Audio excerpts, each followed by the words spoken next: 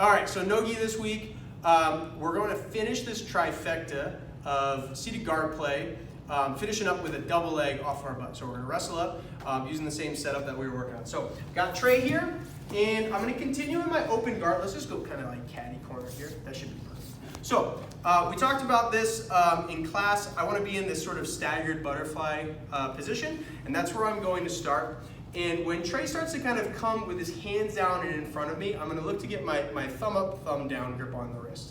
There's many other grips that we can make here. This is just the one that we're working on this week. So again, when I get my thumb up, thumb down, I'm going to initiate with a pull. Now, I don't want to see people like sitting way back to get a pull. We're just trying to get a little bit of a reaction from this person's stance. So I get my grips and I get a little bit of a pull, and in this situation, just that happens. They come staggering forward just a little bit, but you can see I'm still in my seated position. I haven't reclined back too much.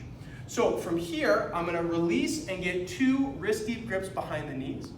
And as I get those wrist deep grips, I'm going to start to use this pressure, because I'm assuming here that Trey is gonna be kind of pulling away from me just a little bit, and that's gonna assist me to come up to my knees into this double leg position.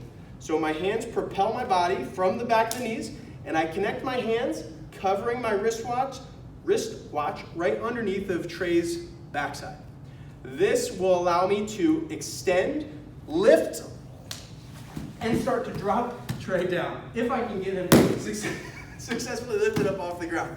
If not, I can run up and try and take the back. But for right now, we'll keep it simple, and we're just gonna lift and take. Hey man, I'm not one of these at the gym. Sorry, I'm weak, man, I'm just weak.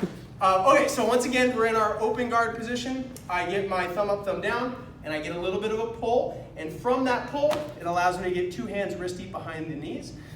The backwards pressure, as Trey starts to flee, assists me to my knees, and then I can get my hands connected right behind his waist. Now, I need to bring my hips in to start to lift. And also, something that's probably leading to this is Trey's also just a little bit taller than me.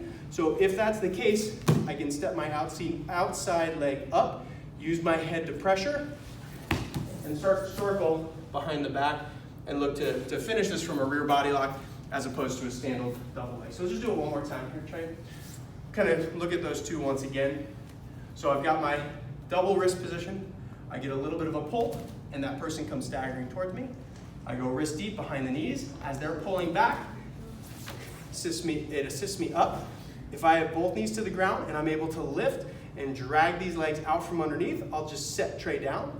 If I can't, I can step and cut the corner and go behind the back and look to finish from a rear body lock as opposed to that double leg down position.